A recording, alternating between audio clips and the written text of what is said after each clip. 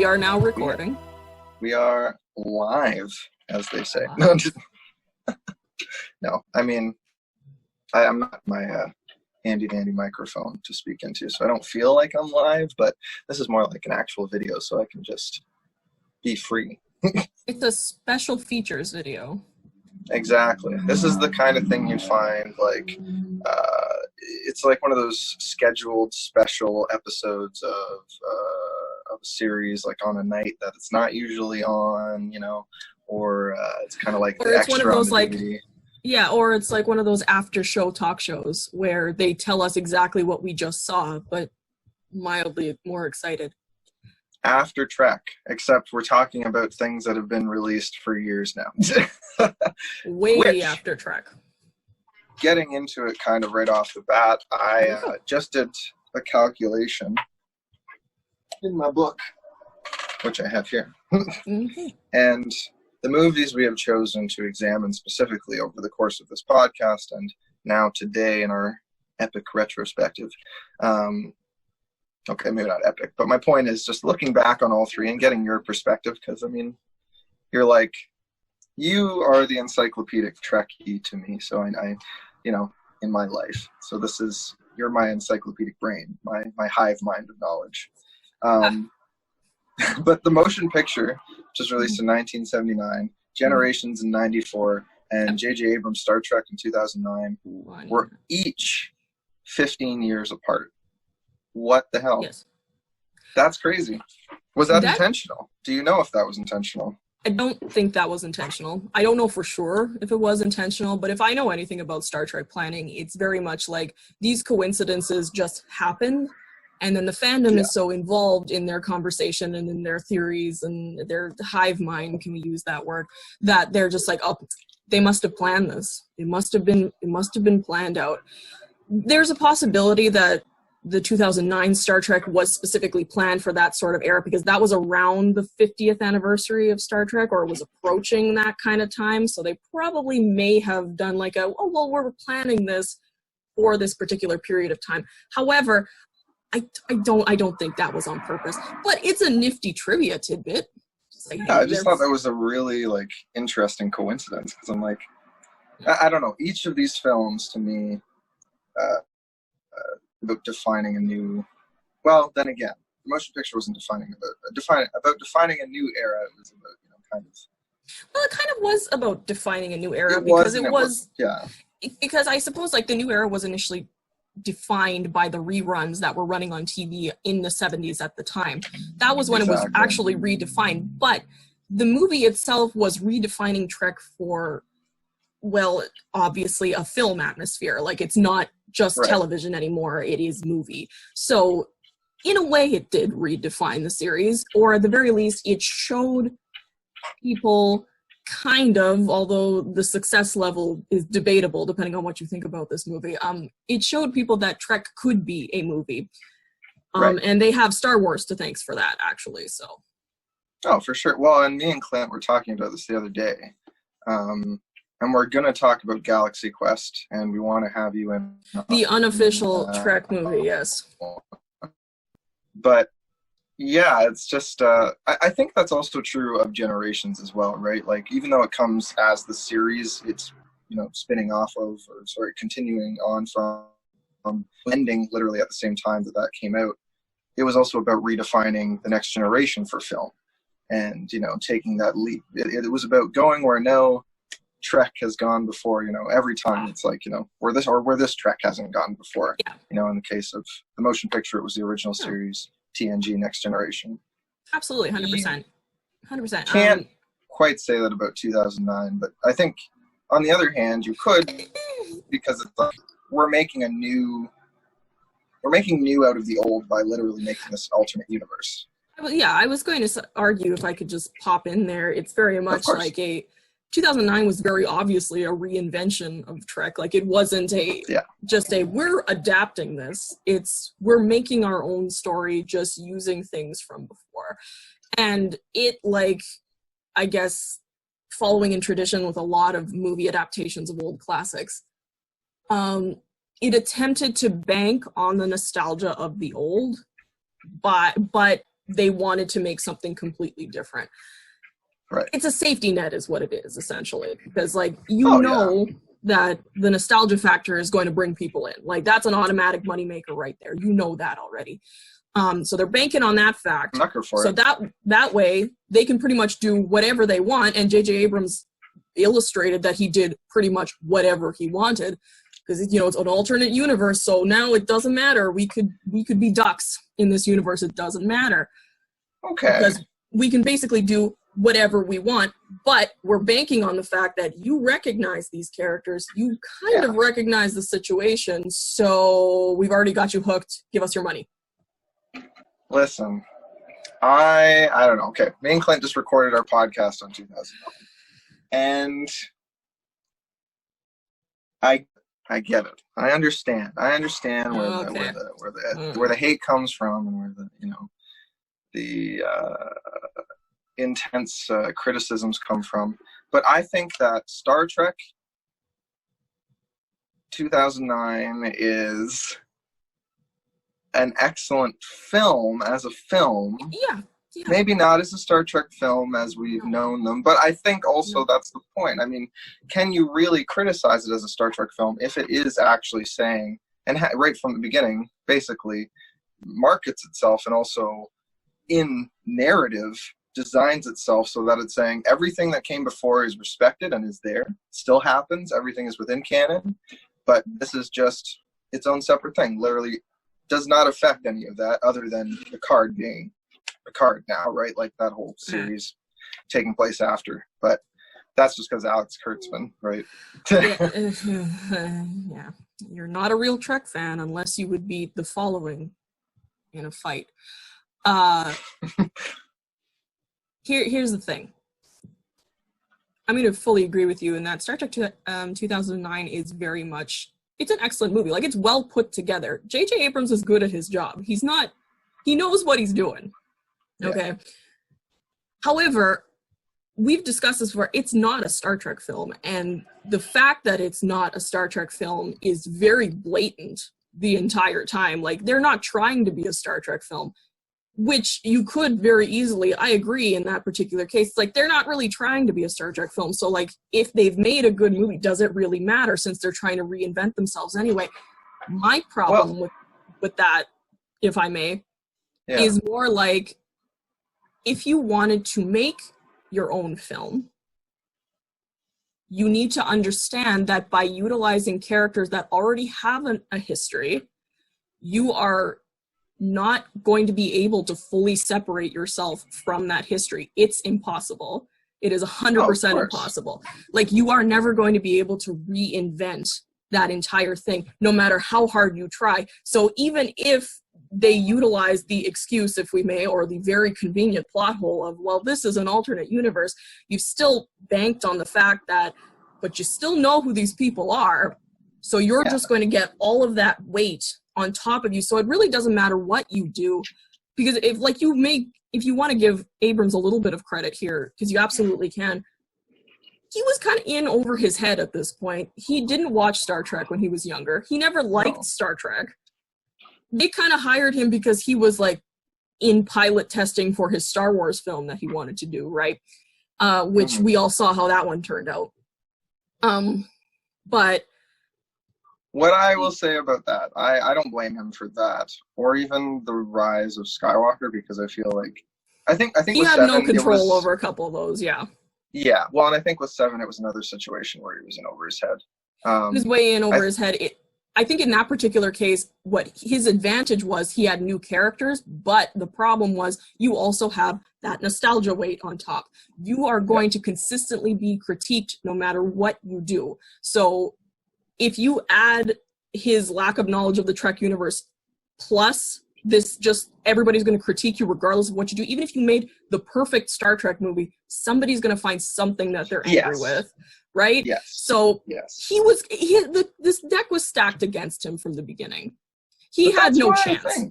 He had no opportunity. Arguably. But that doesn't excuse the fact that the studio let this happen. Personally, in my opinion. It's a money-making ploy. That's what it was. But my thing is, because that is just what is I mean, here's the thing. Somebody could go out there and make an indie Star Trek film. Somebody could go out they there have. and make, and exactly. Well, and that's what I mean. Like, there's plenty of fan films out there, and So many fan plenty films. A lot of them are actually really good. It's just the budget bit them in the butt. But, and I even just mean like smaller budget Star Trek films by big name directors or whatever. But just, that is still possible. It's just I don't think anybody's ever really. I don't know if anybody's pitched that per se. My point being that the way that Hollywood has constructed itself as a business has meant that we do get cultural products like Star Trek, like The Force Awakens. All the time. But I think, and I would argue, as I said to Clint till I'm bloody tooth and nail, that Star Trek 2009 is that handles that nostalgia way better than I personally think The Force Awakens does, mainly because I also think The Force Awakens is, I mean, at least with Star Trek 2009, you have a plot that, I mean, the beats are familiar, but it's nothing that we've necessarily seen exactly this way before. Other than the characters' personalities and them becoming who we, remember them to be, but just different way getting there from A to B. Whereas with Star Wars The Force Awakens, it does very much feel, like you said, weighed down by the nostalgia. It feels like, and then the plot is basically A New Hope again, and then it just ends up being the same thing. I mean, to be fair, if we're going to actually use that example, you could argue that when you pop in Into Darkness, there we go. Right. I don't like talking about Into Darkness. Me neither. It's literally just a rehash of Wrath of Khan, right? So they do very much kind of follow that footsteps. So you wonder, Abrams wasn't responsible for the second Star Wars film, right? That was Rian Johnson? No. Okay. Which is why it's a better film. It's a better film in the sense, or not a better film, but it has better ideas. I'd say it's a better idea container and a better film kind of overall. Character-wise, however, they pretty much, no offense to any of you fans of the second reboot Star Wars film, but that was character assassination for a lot of them. And then the third one just kind of cemented it. And I was like, okay, that's fine. This is okay. It was like The Force Awakens was like the tomb was just starting to close. Like there were a couple nails in the coffin, but you could still see lots of light. Yeah. By the end of Last Jedi, there was like a few more nails in the coffin. The lighting's like getting a little thinner. You're like, oh God, they really got to pull one off to get us out of this. And this one was just. And they just couldn't. They had buried themselves too deep at that point. Also, it doesn't help that in the first film, the corpse was pretty attractive, but as the time went on, corpse being a metaphor for the characters here, was pretty attractive. By the film went on, it had gone full zombie mode, full rotted 100%. In the ground. So 100%. At that point, what did it really matter? But we're not talking about Star Wars, though. We're talking about Star Trek. And I think that. Sorry, you go ahead. No, I was just going to say, I feel like conversations about Star Trek are going to be heavily intertwined with Star Wars and vice versa, or they very much should be, because they are hand in hand. Like, regardless of the fact of which is better, which do you like, it doesn't matter. Everybody loves to binary oppose these two. And exactly. You shouldn't, because they're different things. Like, there's a very big difference between a trek and a war. Apples and tomatoes. Two different things. Apples and tomatoes. It's not going to work. They may look similar at first glance, but they don't taste the same. And they're both technically fruit, but you wouldn't eat them in the same context. Exactly. There you go. You see, different strokes for different folks. That's how it works. Exactly. Mm-hmm. Especially during quarantine. No. Oh no. Yeah. Lord. I think that in that sense too, you could almost look at Star Trek and then Star Trek Into Darkness and see, because I remember watching a behind the scenes documentary on Star Trek 2009, and I did do a lot of reading up on it when it came out, and it's been a while since I've gone back to all that, obviously, but I mean, I rewatched it, but other than that, I haven't rewatched the documentaries and stuff. But I do remember with the first one, J.J. Abrams seemed to be a lot more hands-on. He seemed to be a lot more.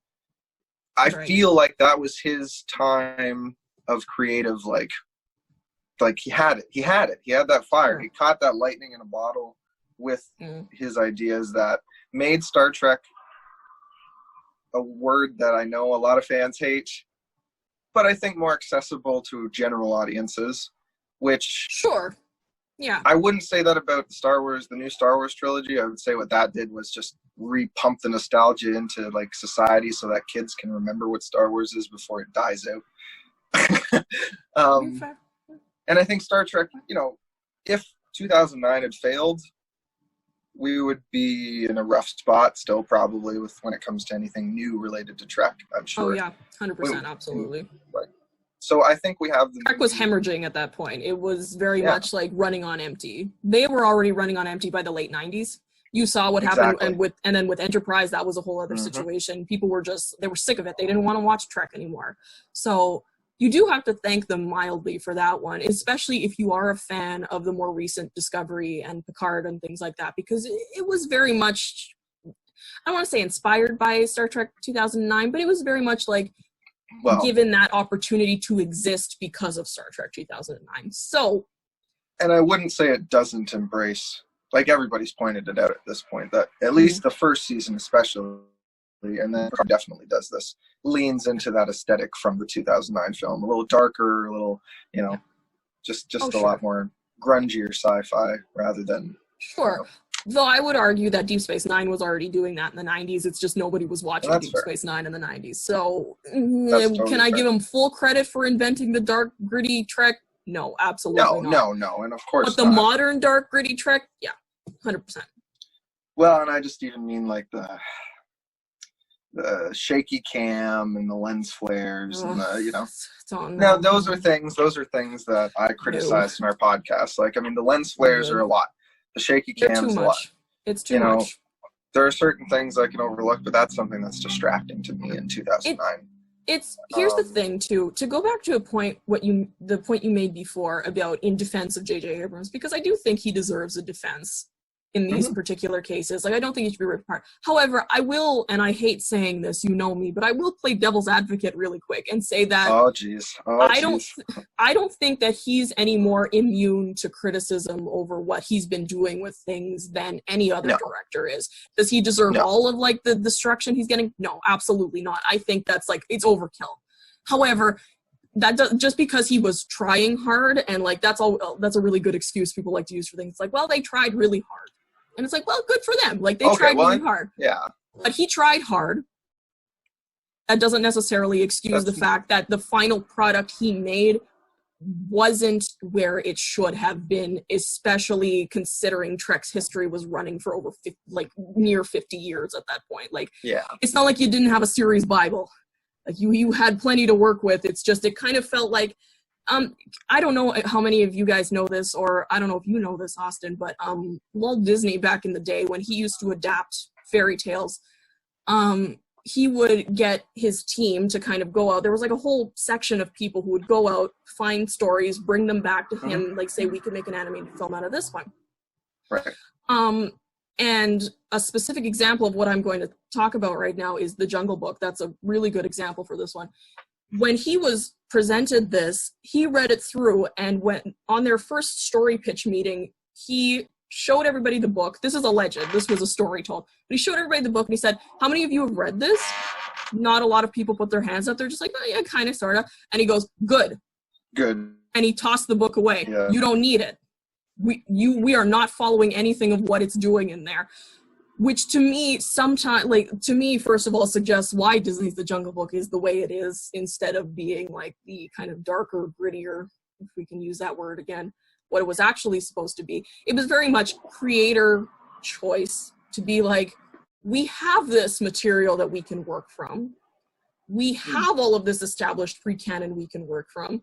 We have a lot, it's not just like television canon, it's the book canons and the fan story canons the fan film canon. A lot of stuff. You are not want for anything. You even have previous film canon you can work from if you really want to, right? But we're not going to use any of that, except for some names and personality traits. Nothing else. And some poorly thrown in Enterprise references that don't make sense timeline-wise. What I will say, though, is even the show, as good as it has been at, crossover, there was definitely more opportunity for that to happen, too. you know. Sure. I think Absolutely. Whenever I think of Rudyard Kipling, all I can think is the white man's burden. So I just can't. I'm like, no. Oh God, You know no. what? Good. Okay. I'm glad he threw out his book. Even though I know Walt Disney is not, you know, free from his Yeah, own let's not problematic give Walt racist Disney any connotations. credit in this particular situation, shall we? None Exactly. whatsoever. And that's why. But I don't know. I can't fault this film in particular, Star Trek 2009, with trying to do something different, and while still, yes, using nostalgic elements, because it is a movie that has to sell itself. I don't think if it had a new crew after Nemesis or something, that like it had to be this. It had to be this, or else Trek.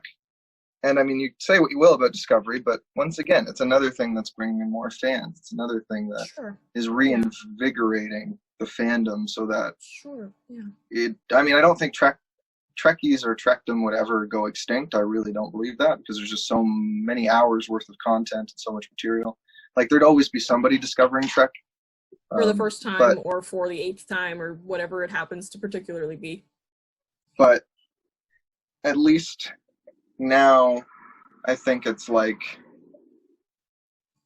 once you've proved something can be profitable, unfortunately in this world, you know, that's when it's like, okay, now you have license to actually get creative and do the things like and I mean, this is why I'm hoping the shows that Jonathan Frakes has alluded to in a podcast I was listening to, that they haven't produced yet, but that are, you know, either yeah, I'll take that with a grain of salt. There are so many rumored Trek shows that are going around. You can't believe anything what you're reading. There always has been. But this particular year in general, or not this year, like 2019, 2018, there were just lists. People had whole plans. There was that whole situation with Seth MacFarlane potentially buying NBC or like buying the rights of Star Trek. Don't believe anything you hear at all. No, the only thing that, like, Picard was an outlier, personally, in my opinion, just because people got information about Picard and it actually happened. Yeah, exactly. But I've also believed in never put stock into anything until they've dropped the first trailer. Then put some stock into it. Because, you know, things can be in production for a long, long time and then just drop, goodbye. Look at what happened with Phase 2. And I follow rumors closely. I think the thing with that, too, is that, like, and this is just inherent to Trek, it seems, is that whole idea of, you know, once too many hands get in the pot, or once a certain creative team has control over everything, then it gets very, that's when the restrictions start happening again. Right. But I think we're really in this, I mean, I hesitate to say, but really, Brian Fuller was the original showrunner on Discovery, and he was the showrunner on Hannibal, which was one of my favorite shows. And when he dropped it, I mean, I know he may not have been the right choice for Star Trek, and maybe that's what he realized. No. You know, let me get the record straight. Brian Fuller was an excellent choice for Star Trek because he wrote for previous Star Treks, including Star Trek Deep Space Nine. He knew what he was doing. It's just the issue with Fuller is that Fuller is a perfectionist. He wants things to be a very specific way. Studios don't like that. Studios hate that. That's why they let him go, or it went in a different direction. Differences, because he was taking way too long to write this scripted series, which, to be fair, Hollywood has always been very much like a bam, bam, bam, we need to get this out right now because people aren't going to wait for this, right? Which is fair because people have short attention spans. But that was very much a detriment to Discovery because I would have liked to see Brian Fuller actually writing and having full creative control over Discovery. I feel like that would have turned out to be a completely different show, personally, in my opinion. So I mourn that a lot. Granted, you know, Brian Fuller has his issues too. Like, he's not the be-all and end-all of course for Star Trek. Don't get me wrong. But I much rather would have liked to have seen what he would have done with Discovery than anything that has gone on with Discovery. I don't know. I'm like, you mentioned Picard earlier, and now I'm thinking back to Generations. And Contact too. And I'm tracking this evolution of Picard's character. And also, how the motion picture introduces this idea of, or not introduces, but just explores a little more in depth that idea of identity as a construct, how that evolves in the form of Data in The Next Generation, and then even within Picard himself becoming Locutus during the series. Right. Yep. And then in Generations, when he's like, when he becomes the last Picard. Yeah, we talked about this. Yeah, I recall this. It's interesting that the through line thematically here is this kind of what it means to be human, what is being, and just kind of that existentialism, I guess. It's really fascinating to me. Yeah. Even with William Shatner being in Generations, and even though it all feels kind of unnecessary at times, it's part of the thematic fabric of film. I think if we're going to do a really deep Masters of English reading here, if we take all three of those first films, including Star Trek 2009, they very much, all three of them are about developing identity and what it means to be, insert whatever it happens to be here, whether it's someone or something or a specific type of whatever. Mm-hmm. The first film was very much Trek had never been in the movies before. We know this. They'd tried once, I believe, before, but that was quickly scrapped. Then they just tried again for the sequel television series for the Phase 2, right? Which then a lot of that material was tossed into the motion picture just for funsies. Right. So the first Trek film is very much attempting to develop this cinematic identity. We are not Star Wars. Right. We are not trying to be Star Wars. But we have also been inspired by the fact that sci-fi can be cinematic, that sci-fi can be a little bit more than just pew, pew, pew, pew, pew, pew, pew. Exactly. Right. It can be a little bit more. Now, the problem that I feel happened was they weren't sure what to do with Trek as a film. Because Trek is very much, and we've had this discussion before, it's philosophical. As whoever denies that Trek has never been about philosophy, about morality, about you haven't watched a single episode. I'm sorry. Trek. You aren't watching it. Actually. The whole thing about Trek is that it's about being philosophical. It's about being introspective. It's about talking. It's a lot of talking, which is fine because, it's the series itself had action in it. Like, it never was lacking that sort of stuff, but you'd find large sections of just kind of silence in that show. Just kind of a moment for the audience to absorb what just happened, or to imply that something's happening, and we're supposed to read like, oh, okay, I get what's happening. Which for the 60s was also incredibly advanced, because nobody had seen anything like that before in the 60s. Not completely, but, if anybody's familiar with the television of the 60s, it was very much like, Gunsmoke and Bonanza and stuff like that, which was, Westerns. They loved Westerns.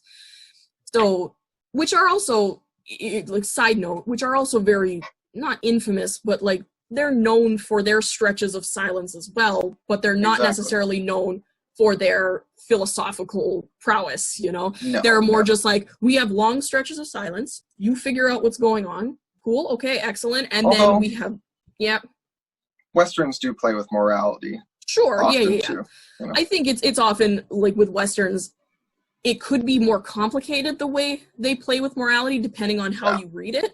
I think it's often very much, not black and white, but very dark gray and very, very light gray. Later Westerns fixed this, I would argue. They were a little bit more just like, is the good guy really the good guy, though, in this particular scenario? Which was when it started to get more complex, more interesting to watch. But, early Westerns were very much just like, mustached bandito, bad. White American hero, good. There's no difference, and there was little complexity in between, television-wise, because you remember they would write episodes consistently, and they would reuse plots consistently because they were on for so long. Everybody loved Westerns. They were entertaining. However, backtracking to Trek. Yeah, I was going to say. Actually, fun fact, you can't talk about Trek without talking about Westerns, because they initially pitched Trek about like as a space western because they didn't think they were going to be able to get on the air otherwise. So, fun fact. Also, westerns destroyed Trek in the end. Oh, but anywho, the show itself, very much long stretches of silence, very much based in their philosophical prowess, very much based in their, at the end of this, you're going to learn a lesson, but you may not even know that you just learned a lesson because it's that complicated, because it's that implied, right? It's not, sometimes they drop the anvil, like, don't get me wrong, like, they're not perfect. Some shows were a little bit more like, this is what we're learning today, this is how we're going to learn it. But then others like City on the Edge of Forever, or I'm trying to think of I can't remember the title of the one with Nomad. I can't remember that particular one.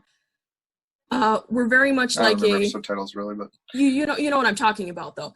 We're very much more like we're not really sure what we've learned by the end of this. Right. We know we've learned something, right? So transferring that into film, they didn't know what to do, basically, because also, we can make another connection between the three films.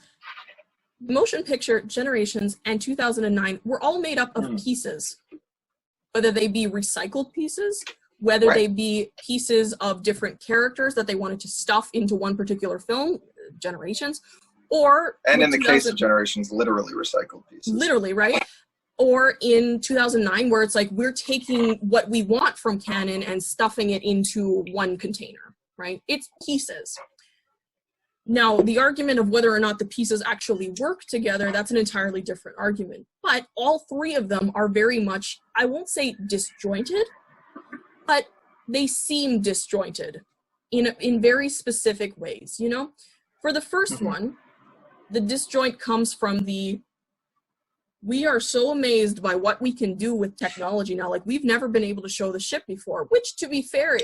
As Clint and I have talked about, yeah, we've talked about this before as well. Just like imagine being in the 70s at that point, and you haven't seen these big models of the Enterprise, and like that was your favorite part of the show. Maybe you liked the spaceships, so like that's amazing to a kid at that particular point in time, or an adult who grew up with it. It's just like, I always liked looking at the ship, and now we get to look at different parts of it. Like, that's incredible, right? The issue was that was way too much focus on slow shots of that model when you could have had a similar effect by cutting that down to about even 5 minutes instead of 25.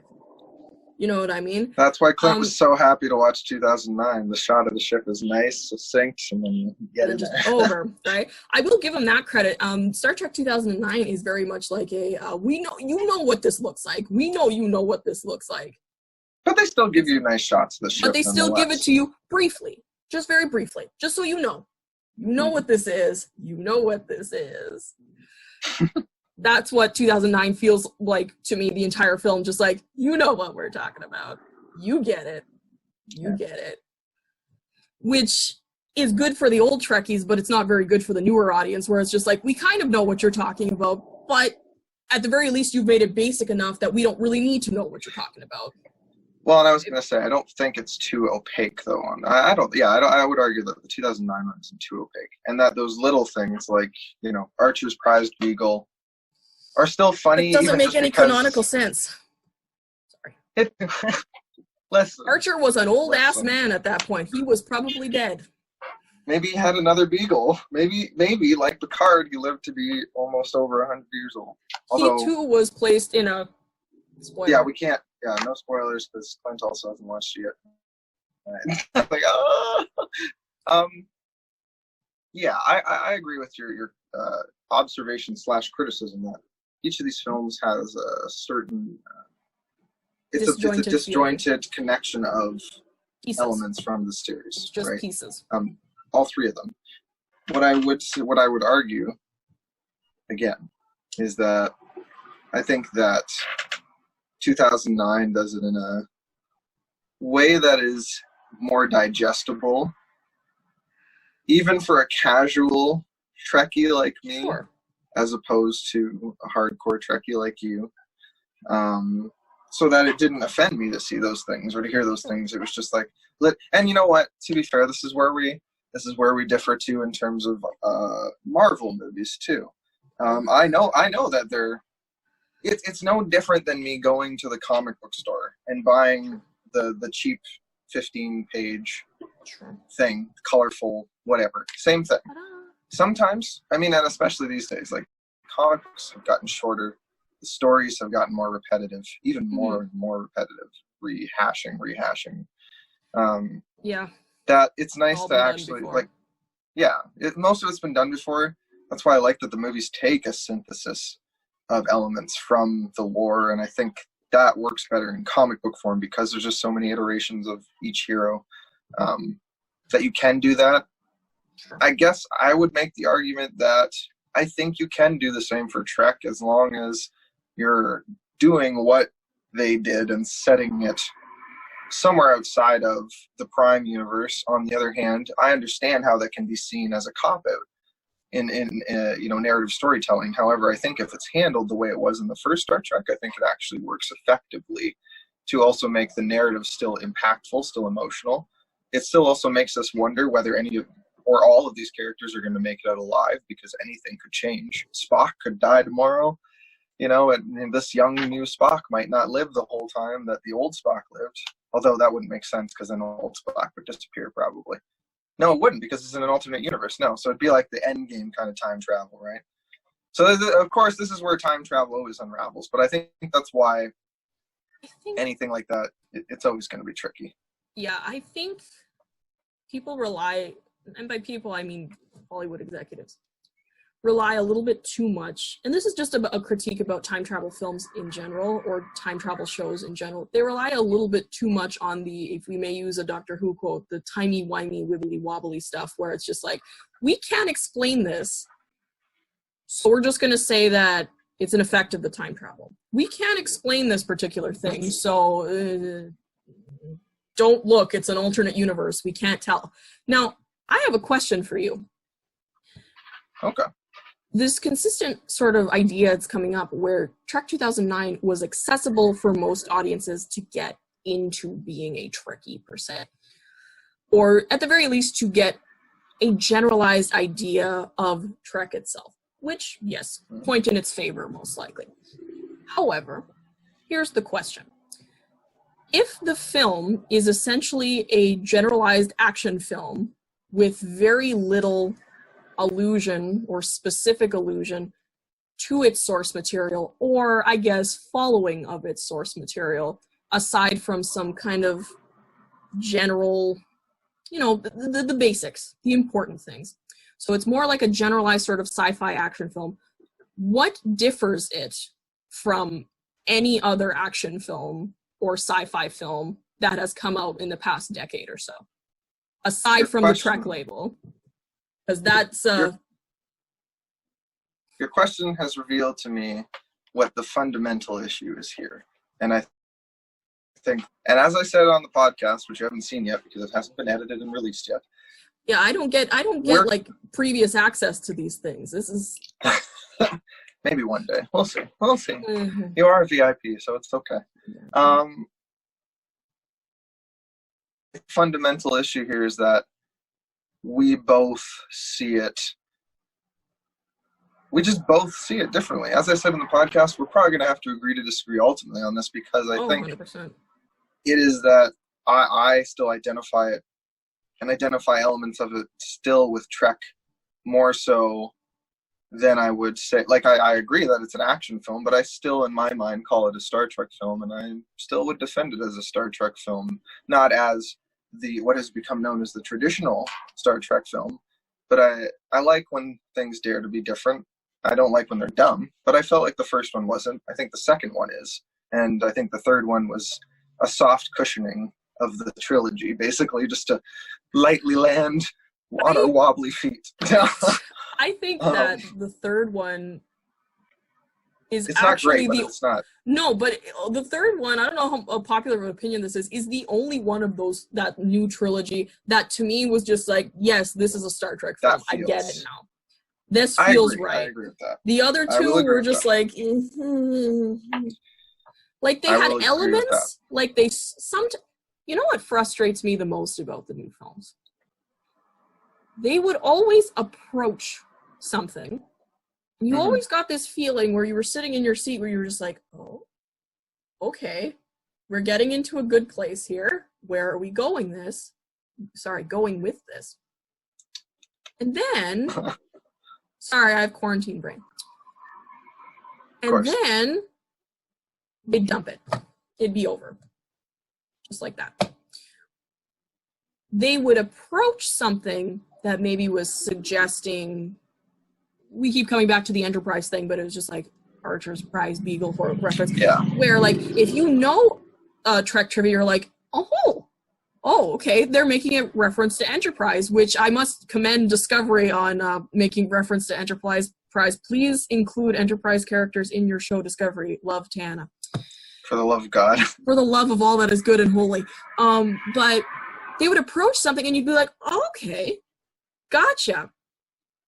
But it would be a very shallow understanding of what that particular trivia bit is. It almost felt like it was only specifically dropped in there, and it probably was only specifically dropped in there, if I had to guess, for Trekkies, for people who were knowledgeable about the canon, where it's just like, this is an Easter egg for you guys. You guys would know what we were talking about. Individuals who are newer to the franchise wouldn't necessarily know what you were talking about unless you had seen Enterprise or were somewhat familiar with the whole Jonathan Archer was the first captain of the Enterprise, right?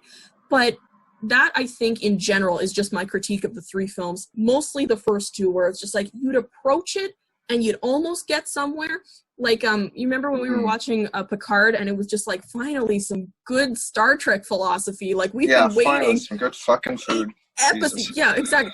We've been waiting 8 episodes for this. But the films, the newer films, they would kind of approach that Star Trek philosophy, like, especially when, like, old Spock would talk. Every time Leonard Nimoy came on screen in that first film, I was just like, this feels right. Something about this feels right. Because the way he would deliver things and the way he would talk about things were very introspective, were very, I don't know how to describe it, actually. It's very, like, I think it's just Leonard Nimoy in general, kind of just gives off that sort of...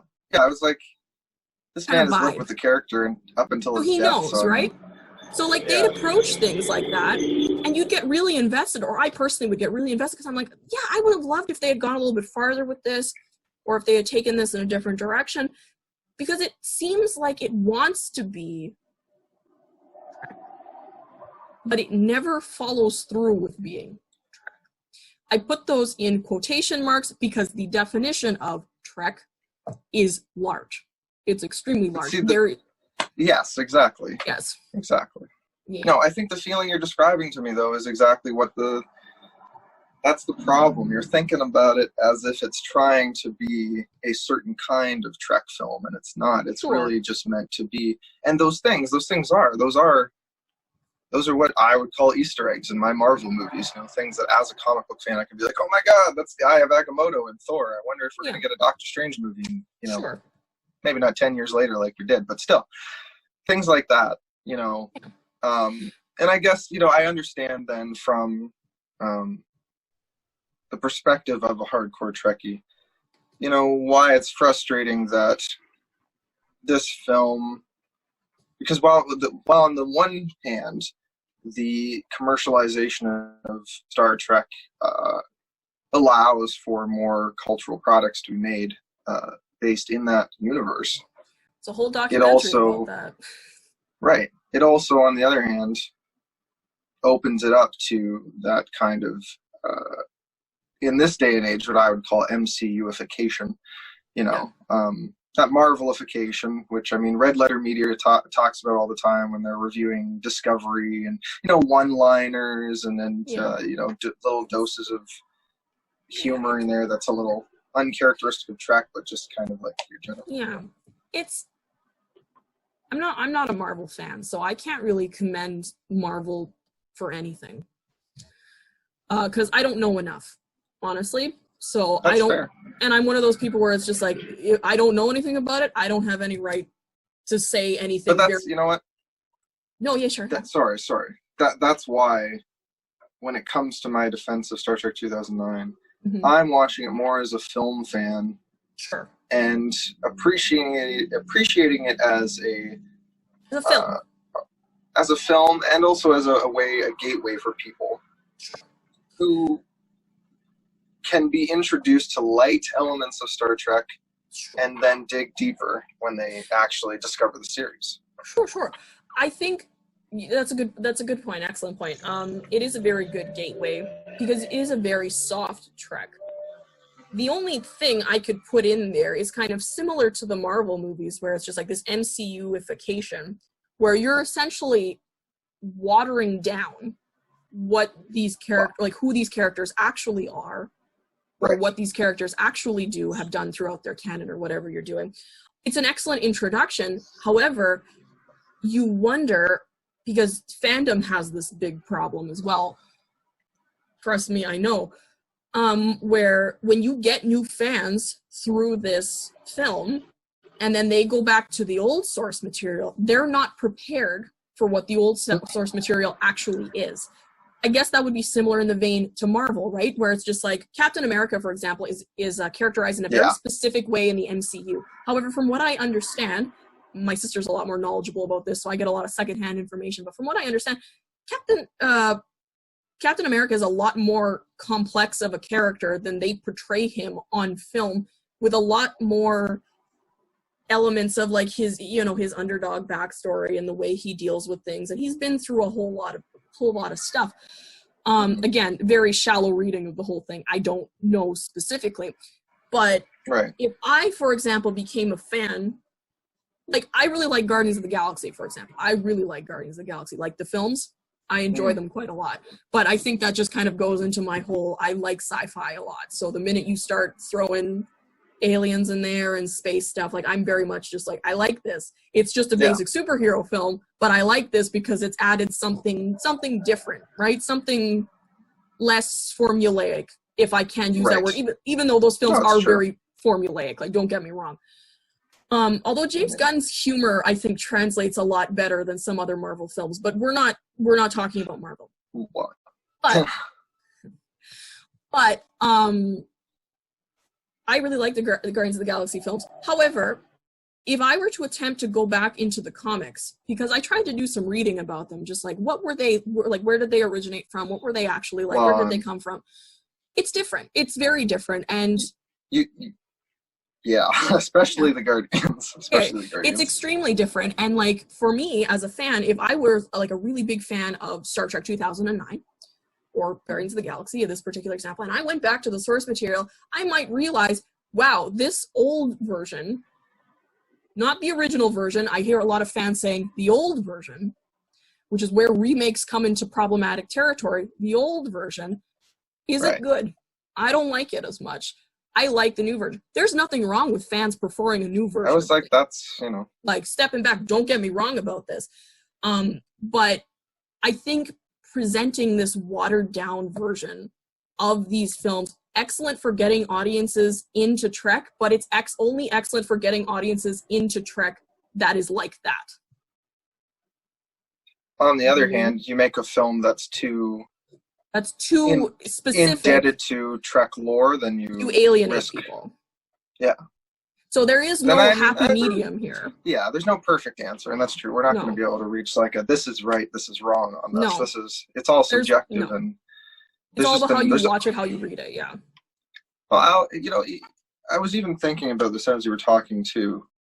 I was still listening though, don't worry.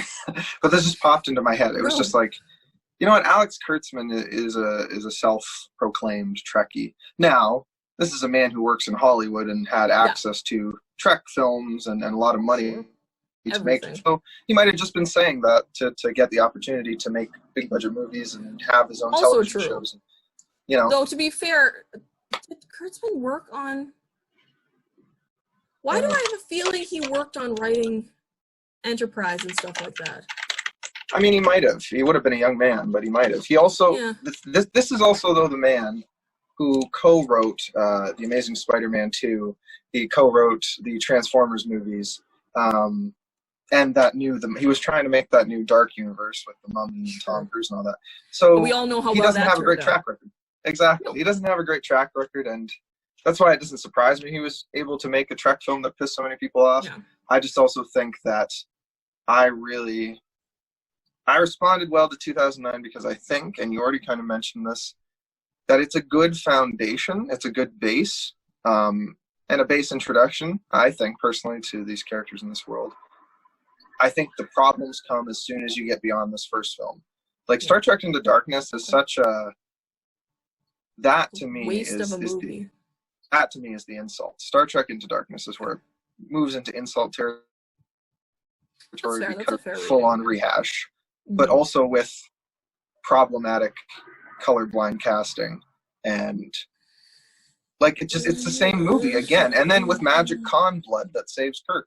So there are a lot of things in that I can't get on board with, and even though a lot of people would argue the con blood is similar to like the Deus Ex Machina of having old Spock in the first film, well, I think that worked a lot better.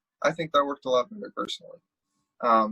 Whereas the con blood was stupid, and Spock's cameo in that one was awful as well, because Leonard Nimoy was basically sitting at his computer in a Zoom call like this on the bridge and was like, "Oh yeah, we fought Khan I made back a guest in the day." appearance. I think, as a complete side note, every time I remember that Leonard Nimoy like guest stars in these movies, I'm very happy because I love Leonard Nimoy and I love Spock a lot. Mm-hmm. But it also kind of always brings up that whole, how do I put this? Shatner wasn't asked to be in the film, ever. Right. He revealed this later on. He was just like, nobody ever approached me to do this at all. Obviously, DeForest Kelly's dead. So he ain't appearing in nothing. The rest of the cast that was alive weren't approached either. None of them. Not a single one. And now, to be fair, Spock is the only one canonically who technically would have been alive at this point, right? Due to wibbly-wobbly, timey-wimey things, right? But if you were already going to do these wibbly-wobbly, timey-wimey things... But then that becomes generations again. Then it's like, we brought William Shatner back from the dead. I know, I totally know that. Although, to be fair, Star Trek Next Generation also brought back Nimoy, but in the television series. So, yeah, I was good. In unification, right? So, it's always like a we go back to Spock type of idea. And again, good place to go back to. I love Spock. Spock's a great metaphor for a variety of different things. Like, who doesn't love Mr. Spock? Like, if you don't... It's like being a half black, half white man, seeing a half human, half Vulcan on television is always, And then and that's why my Spock was basically Tuvok. Because, He used to get letters, so another side note, he used to get letters from children who were biracial as well, saying, I've never really seen myself represented on television before. Granted, it's a science fiction version of being biracial or multiracial and things like that. But to them, they were able to relate to the struggles that Spock was going through at the time, where it's just like, I don't know who I am. Like, am I more of this half? Am I more of this half? Why can't I be both type of thing? And like, is it possible to ever be both in a society that's kind of telling me on both sides? Like, his mother was always telling him he needs to, he needs to embrace the fact that he's human, whereas he was trying to like please his father, being more vocal because he didn't want to be human, he didn't want to be associated with that. Right? So, like, absolutely. Spock's a great character for a variety of different people, for a variety of different reasons. You could also argue Spock's a very good representative for queer people, because that happened a lot as well. For individuals who are just alienated in society in general, like people with disabilities or people who have to. So he's an excellent... It extends. Exactly. He's an excellent alienated figure. Because of course he is. Haha. Wow. Sci-fi always does the whole, in order to represent bigger ideas, we're going to use something very, silly in context. As a metaphor, or symbol, as a symbolization. And when those things are written well, they're written extremely well. So that's not my issue. Not there. Then they're just bad. Babylon 5 seems to be doing it kind of like that, where they're just like, we are utilizing aliens to represent these things, we're talking about. Yeah. And from what I've seen so far, it's very like it's kind of silly, but I feel like from what I understand, it gets more serious as it goes on, and the metaphor is a little bit less funny aliens and a little bit more like, oh, these are atrocities that are being committed. I get what they're trying to say here, right? I think every sci-fi series kind of goes through 100%. that. Hundo P. But anyway, regardless of my love for Spock, I love Spock. I'm sick of seeing him. I'm so sick of seeing him brought back. Yes, we've talked about this before. Yes, again and again and again and again. You need to let that character rest. He has done what he was meant to do. And if you keep bringing him back from the dead and kicking the dead horse, to me, it starts to water down who he actually is as a character and water down what he's supposed to represent, because because they keep changing his personality too, right? Like, I was like, yeah. Like the most recent particular thing, Zachary Quinto did a great job as Spock. I was very pleased with his casting and stuff like that. But the decisions they made for Spock's character in the newer films confused me. A couple of them very much confused me. Because he seemed, like, granted, they were all different takes on their original characters, but his seemed the most extreme. Just because, and I think this is where Trek shot itself in the foot, because you bring back Mr. Spock so often, and we know who Mr. Spock is, even people in, like, who have nothing to do with Trek, Spock is so deeply ingrained in pop culture. Everybody knows who Mr. Spock is. For a big chunk of time in the 60s and in the 70s and the 80s and the 90s, if you said Mr. Spock, you weren't thinking of Dr. Spock's baby and childcare book. You were thinking of the guy with the ears, right? Yeah. So everybody had an idea of who Spock was generally, but the idea was kind of like, it was pretty similar throughout the board. So if you keep bringing Spock back and then you do things to his personality, like Discovery did this too, where suddenly you're adding things that were never revealed before, and you make the excuse where it's just like, oh, well, he was younger and he changed and blah, blah, blah, blah. Spock was still relatively young, kind of, sort of, by the time he got to the Enterprise. Like, he was still kind of in that period of, like, I can't remember what canon says exactly, but I think he was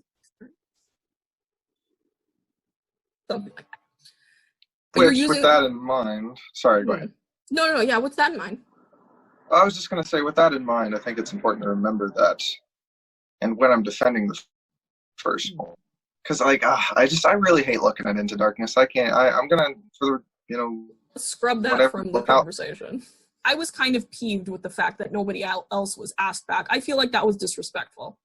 You should have asked all of them back and then given them the choice to deny, or asked none of them back, personally. I think if they had written a story that could have made that not seem forced, because my issue is, and they tried to do this with the A-Team movie they made, and they always do with anything. The only cameos that I have ever liked, like Starsky and Hutch. I loved the cameo at the end by the original Starsky and Hutch. I think that was cool. That was a nice little nod, but I hate it when it's like, or sometimes what happens is, thankfully Leonard Nimoy was given something important narratively to do. His character actually had a huge impact on the plot. He started the whole plot, basically.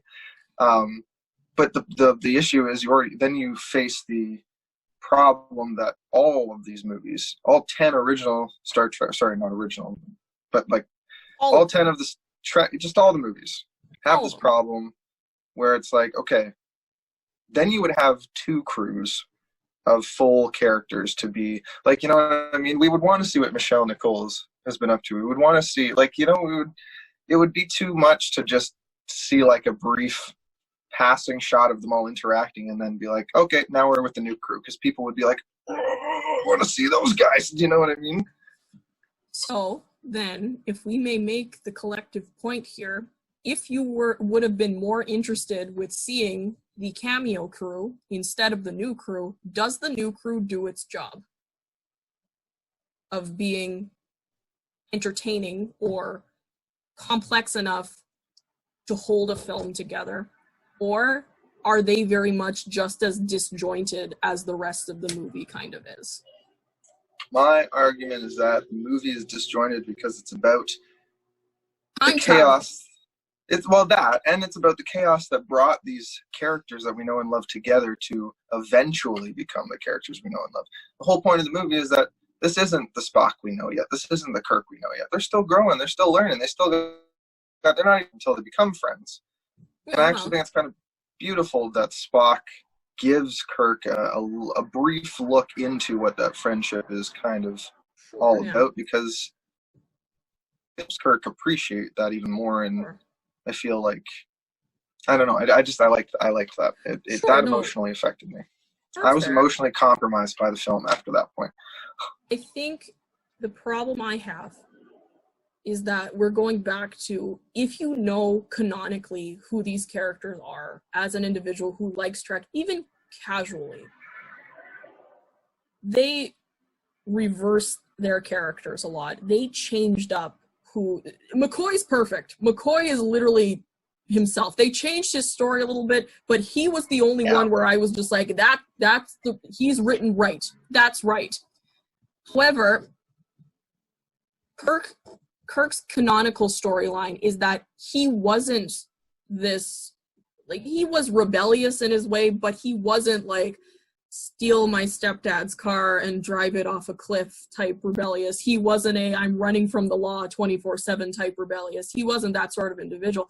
He spent more time studying and learning and quietly observing things canonically, like this is his canon child and teenhood, then that would be suggested by the image of Kirk being this like suave. Like, that's another thing I can't stand, the whole introduction of just like the Kirk's the womanizer type thing, and it's just like he was kind of, but it was always demonstrated in the original series that he had a great amount of respect for the women he was with. This Kirk, none in the first film. There is no respect shown whatsoever, which bothers me. I think that opens up a whole other can of worms with these films, which I will say is the depiction and treatment of women, especially by the time you get to Into Darkness, because, I mean, just gratuitous body shots and things like that just are like, wow, okay. I'm interested in this movie all of a sudden. Yeah. No, and see that. Oh no, there's so I could write a. No, that's a whole other point. Page. That's a whole other point. We won't talk about that this time around. We'll talk about sexism in Star Trek next time. But just to close that cap off, Kirk's character especially bothered me with the way they butchered it, because they took the very basic elements of who Kirk was, very basic surface level reading, and they ran with them. They didn't bother to invest in the complexity of his character. They didn't bother to say, like, he's a womanizer, yes, but he's always respected the women he's been with. He's always been like granted, the definition of womanizer between the 60s and now are different. Because a lot of the time, people who are womanizer characters nowadays are very much like kind of slimy and kind of, aggressive and things like that. But I think it would have been a lot more interesting if they had kept up that personality from the original 60s series, in that Kirk utilizes his sexuality for doing things.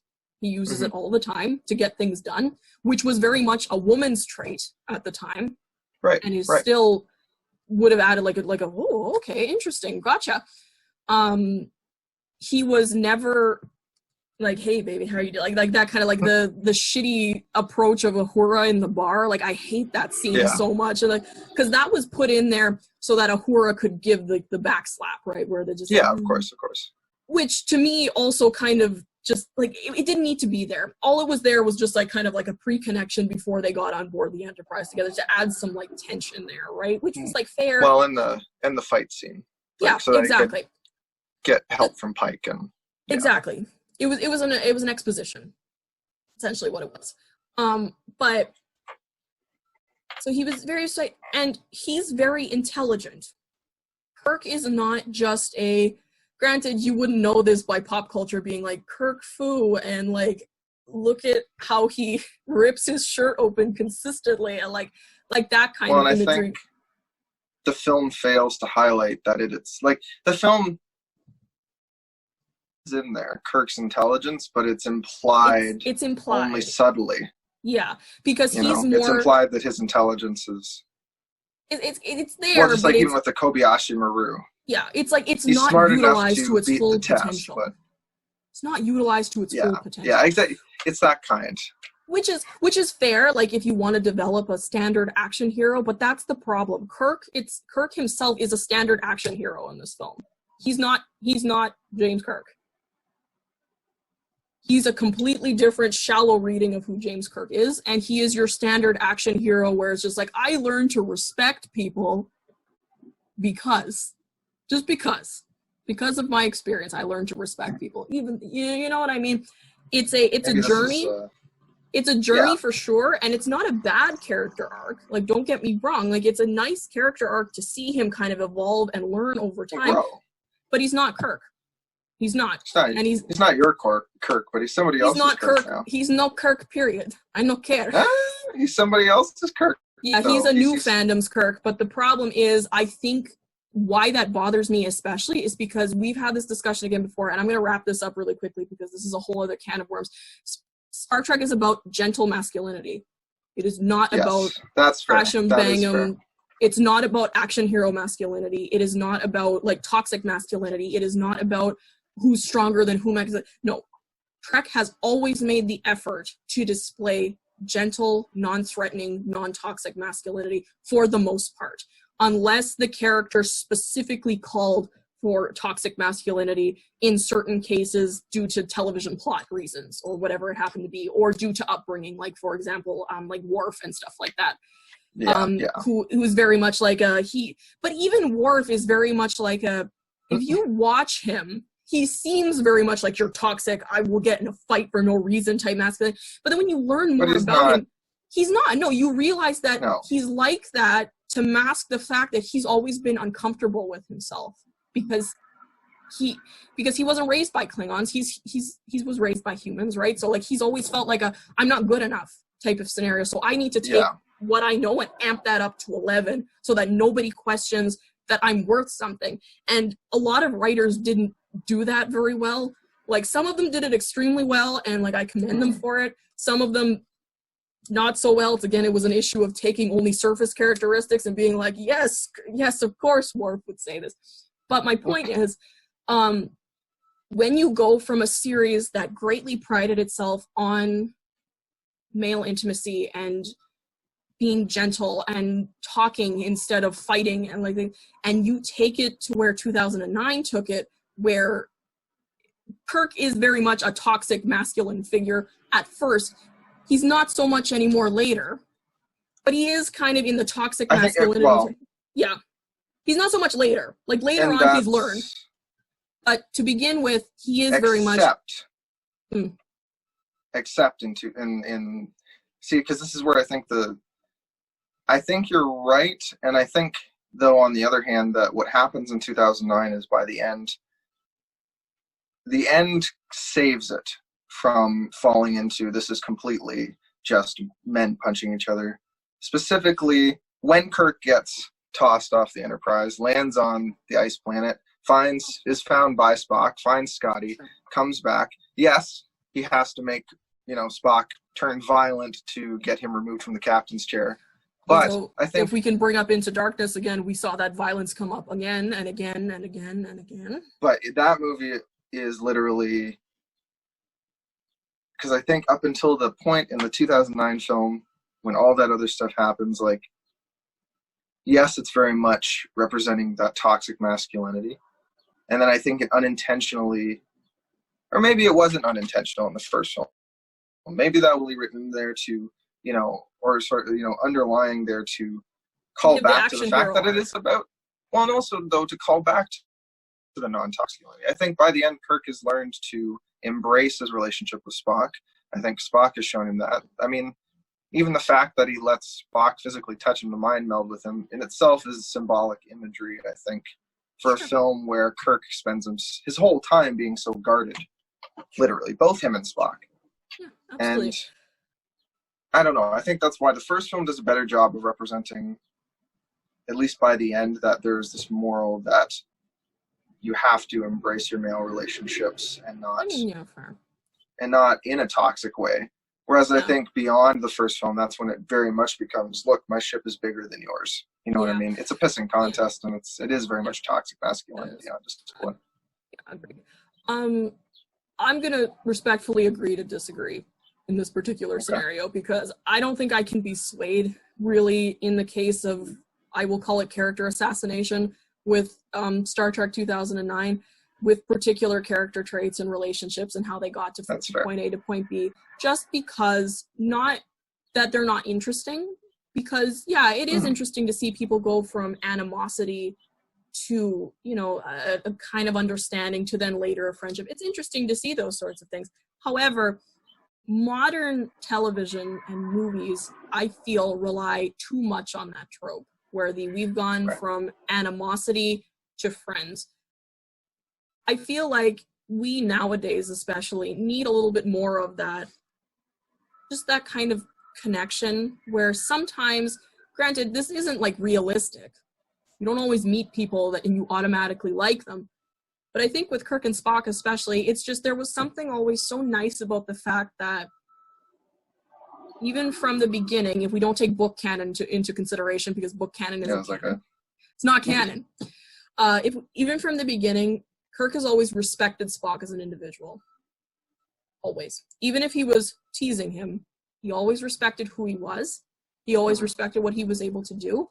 And there was always like this gentle camaraderie between them. They always liked each other, if that makes sense.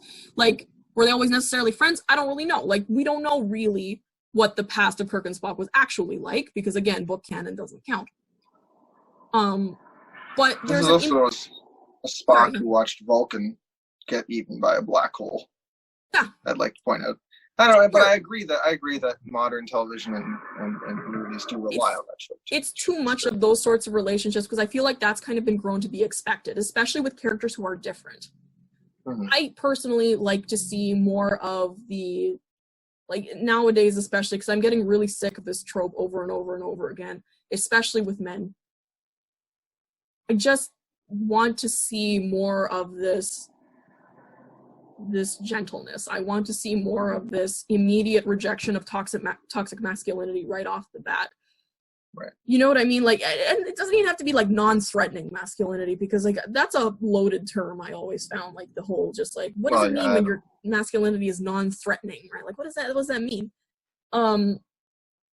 But with something as iconic as the relationship between Kirk and Spock always was and always will be in Trek fandom and even in pop culture, and I'm just talking strictly from a friendship perspective. We could spend all day talking about the other readings of this. I'm not talking about that right now. With it being so ingrained in the fact that these characters were always friends and were always good friends that respected one another for the most part. And, like, you remember in the first film, like, the way Shatner was acting that scene where he saw Spock again for the first time, like, his face just, like, lit up, but it was also, like, it was sad. There was, like, a sadness, like, a how could you leave us sort of thing, right? Don't ever tell me Shatner can't act. He acts so well when you give him the opportunity. No, I know, I agree. But, like, there's so much emotion and unspoken history between the two of them that I just feel that when 2009 just kind of decided to turn it into your standard animosity, we hate each other for literally no reason. The only reason I can think of is... Yeah. Sorry, go ahead. The only reason I can think of is, like, I guess Spock was very much like a whole, just like, this is an extremely illogical being. Although, to be fair, original canon Spock always did think that Kirk was extremely illogical. However, he found it endearing, and I quote that. I also think it was because, and this is going to be my final note on this, because we're running out of getting time. Up there. Well, I want it to be able to save so it can fit on your computer, so you can send it to me. First of all, we clearly are going to agree to disagree on 2009 at least. I feel like we agree 100%. On everything else beyond that. We agree on the other two films, I think, pretty much, yeah. But Third film. The reason that was done was to be different. It had nothing to do with this movie. 2009 is literally. I've already said it. So I think. Then, final closing thought: if it was meant to be different, why bother be a Trek film in the first place? Because it's a different interpretation of Trek. Maybe, sometimes it's nice to see a different flavor of a Kirk and Spock relationship than the same old vanilla. I suppose so. But then why not just make another Trek altogether? Why And not just make a that's a valid Discovery? argument. Yeah. Why not just make a Discovery? You could have just done that. And realistically, they could have. But on the other hand, clearly they couldn't have. I think the point was that they had to make 2009 because no one was going to invest in the franchise. Sure. No one was going to invest in it. Sure. So fair enough. That's my argument for 2009. I think that if you don't like 2009, I will tell you to rewatch all the original series. Just enjoy that. And the original series and everything that came before. Because, realistically, that's all you got. Sure. No, I think the bottom line of this all is you don't have to like Star Trek 2009. There's nothing forcing you to like Star Trek 2009. There is so much other material that you could be watching, particularly of the original series crew, if you like them, that you could just watch that instead. I think we can get along in this particular situation. I think both halves of the situation definitely have to acknowledge that the other half has a point. 100%. But I definitely think we can get along. I don't think it's a whole, this ruined the franchise for It didn't. It didn't. And we can both agree that all three of these first films have disjointed elements. They're not perfect wobbly. Landings. No, they're we tried, but we didn't hit it yet. We are trying to discover what our role is in this film universe. What is the role of the original series becoming a film in the first place? What is the role of turning one of the most successful Star Trek spin-offs into a film franchise? We don't know yet. How do we reinvent Trek in general for a more general or a newer audience coming into the things? Right. All three of them tried. Were all three of them successful? No, absolutely not. I'm not even going to sugarcoat it. They're not No, they weren't successful. None of these three movies are technically good movies. Either from they're not good Trek movies, like 2009. It's not a Trek movie. You can't argue to me it is one. But it's a good movie technically. It's a very good movie. It's put together very well. The visuals are very nice. The casting is very good. And the acting's spectacular. It's a very well put together movie. It's not a good Trek movie, but it's a well put together movie. Generations. It's its own Trek movie. Generations, insanely disjointed. Not a well done film at all in the slightest, from a filmmaking perspective, but very Trekky in the way it kind of goes about its thing. Is it original series Trekkie? No, it's Next Generations Trekkie, which is very exactly. Data has his adventure on the side, and then the rest of them. And then the original film, it's not really a good movie for the most part. I would say that the last 20, 30 minutes of the film is good filmmaking. The rest of it is kind of like a mixed bag. Some of it's good, some of it's not so good. So is it technically a good film? Not really. Is it a good Trek film, though? Once you get to the meat of it, yes, it absolutely is. Because at the end of the day, I feel that's what a Trek movie is. It's a lot of, when you get to the meat of it, again, cut out the first hour and a half or so. But when you get to the meat of it, that's what a Trek movie is. Is a Trek movie a lot of talking? Yes. Yes, it is. Is it a lot of exposition and philosophy? Yes. Yes, it is. Is it a lot of, we're going to imply things happen, but not tell you exactly what happened? You got to fill in the pieces yourself? Yes. Yes, it is. So, all three of them had elements that were not good, but all three of them had something about them that did something for somebody. Let's put it that way. Right. Yeah. That's my final thoughts. And, nice. Well, on that note, I think, you're in charge of the recording of this webisode, so. Okay, so I'm going to press stop. All right, and we should probably tell people who you are before we... Oh, right, there was no introduction to me. Hello. No, we didn't actually... Your name will pop up on screen at the beginning. Yes. But yes, introduce yourself. My name is Teana. I'm Austin's girlfriend, self-proclaimed Trekkie expert, both historically and fandom-wise. No, I do not want to fight for that title. Just like I don't want to fight anybody over my opinion when it comes to Star Trek 2009, because just like I couldn't change her opinion about it being a Trek film, you won't change my opinion about how much I love it and how much I consider it a Trek film of its own. You're allowed to love it as much as you want. There is no argument there. You can like whatever you want. That's the line I'll leave you off with. I do love the motion picture and I still love that quietness, that exposition, the non-toxic masculinity of Trek. At the end of the day, it's just sometimes my brain wants bam, bam, dum, dum. Sometimes you just need the actions. Sometimes I want to see Kirk and Spock just feed each other. Just punches. Oh my god. Just to disturb you. No. No. But on that note, we will thank you for watching this very special episode of, I mean, I'm not high, but we're talking about things from Hollywood. Neither am I, so. Yeah, exactly. I'm high on exhilaration because we get to talk about Star Trek. Exactly. We're high on Trek. So that's what's good. All right. Thank you. We'll see you sometime again. Yeah.